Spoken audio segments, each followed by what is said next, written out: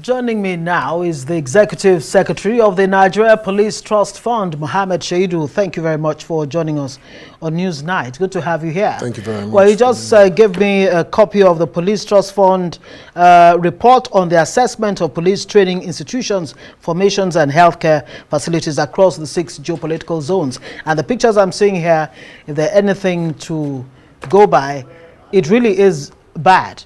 The state of the Nigeria police and, of course, the Nigeria police facilities. Yes. What are you finding out so far? Basically, we've been, there's been a neglect, and I would say a 4-decade neglect of the Nigerian police force, which we need to also remember that this is the agency that's actually charged for our internal security. And when I say neglect, I'm happy you're looking through this assessment that we've done through the training facilities, is to actually know that this is actually how our police officers are being trained. So it is where you come into the system and it's already faulty from the foundation. Right. So one of the things we're looking at as the Nigerian Police Trust Fund is how can we change this narrative? And I would say the problem is 4 decades plus, because I personally, coming from a police home, know that we have a very militarized mindset, and policing has been, it's almost like a kinetic system that we've been using in policing in Nigeria. Right. So we need to change that narrative. And I think for the first time in over 40 years, we actually have a precedent and a leadership that is demilitarized for us to be able to actually tackle the actual problem. And this is the problem. It's the infrastructure, the trainings of these police officers. It is where we're having problems. So in all honesty, I can say is we're literally having people coming into the system and it's like garbage out. And these are the people we deal with day to day. On a daily basis. Thank you very much. So where exactly do these reforms begin from? When you talk about police, we've been talking about police reforms forever. Since the 1930s, as a matter of fact. Exactly. And we're still where we are, whether it's in terms of the numerical strength of the Nigeria police, which is somewhere around 370. Yeah. I recall that the current IG of police, Kayode Egbetokun, in 2023 had said Nigeria needs an additional 190,000 boots in addition to the numbers that we have. Yes. But other analysts would actually say we need about 2 million.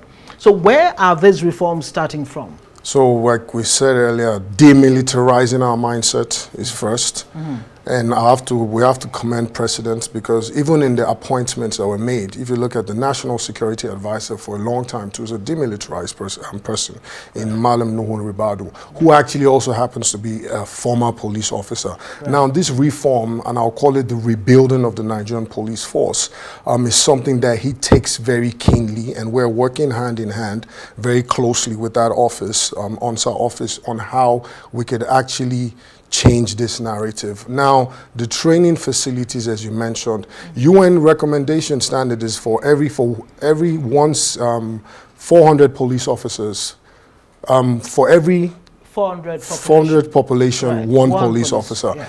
But what we have today with about 370 to 250 million is about 1 to 714.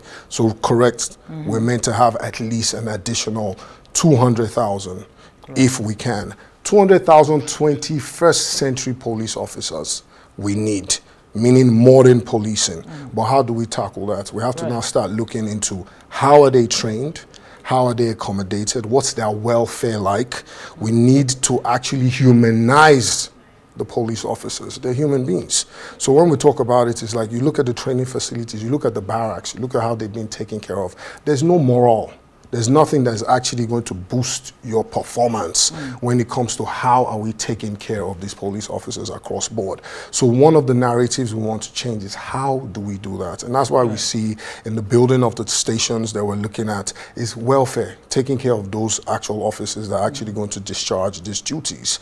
Training facilities, how do we bring them up to standard, modernize them so that we can actually achieve more. They can actually be better performing officers for us. So those are the places that we're looking at on tackling these issues. And one of the mandates of the MPTF, that's the trust fund, is actually resource gathering. We can, which is one of the mandates and one of the things that constitutionally has not really been tapped into, but one of the things we're looking at now is how we can actually raise the funds for us to be able to achieve. Which directions are you looking at? Because, I mean, Egbeto only last year actually urged the federal government to direct the Ministry of Finance to release funds, you know, for the, Nigeria police to be able to... Yeah, so not just funds from the government, but it actually allows us to actually go private citizens, companies, corporations, both internationally and locally, because you can see companies already do like CSR towards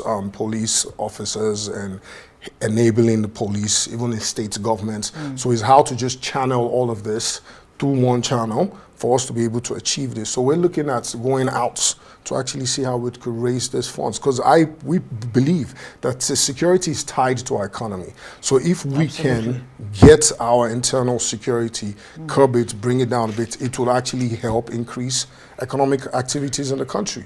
So we're trying to tie that in, and we're looking into international organizations on seeing how we can actually raise funds to tackle these issues. Has that process started already? Yes. Which aspects? Is it the training? Is it the sourcing of funds?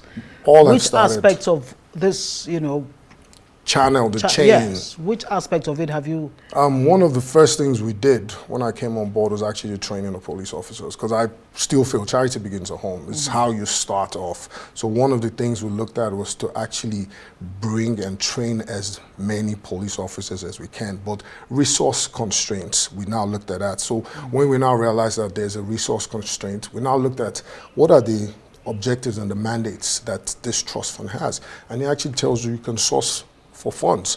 You can get gifts and bequests from citizens, international organizations, donations, sponsorship. So we're now looking at those avenues on how we can actually raise more resources for us to be able to tackle these There must be a issues. timeline in terms of from point A to actually getting the kind of police officer that, you know, Nigeria deserves.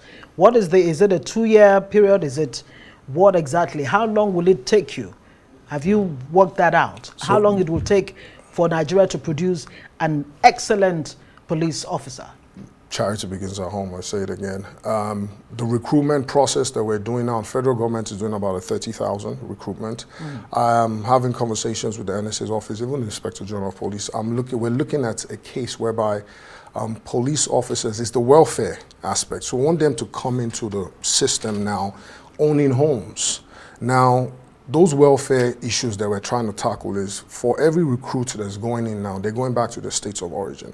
In those states of origin, we're discussing with the governors of those states to see how they could provide land. We have an agreement that Police Trust Fund has actually signed with Family Homes Funds, which provides low-cost housing, 2-3 bedrooms, across states for these officers. So as they're coming into the police, they're owning homes. We're beginning to change the narrative. Now it's no more a barrack type system, but actually you as a police officer owning a home, which actually ties you to your job. So you can live with the population. Yes, exactly, which is how it should be everywhere else in the world. Then we're looking at, we also have an agreement with NALDA, which is National Agricultural Land Development Agency, on how family members of police officers can actually also go into farming and agric and things across those. So those are the things that we're looking at to enable their welfare. The medical facilities also. How do police officers have good medical facilities? So it's more of welfare catering to those officers in different aspects of their life for them to be able to perform. So when I'm not thinking about rent, I'm not thinking about hospital bills, I'm not thinking about how to feed my family because there's extra revenue coming as a police officer. I will focus on my job.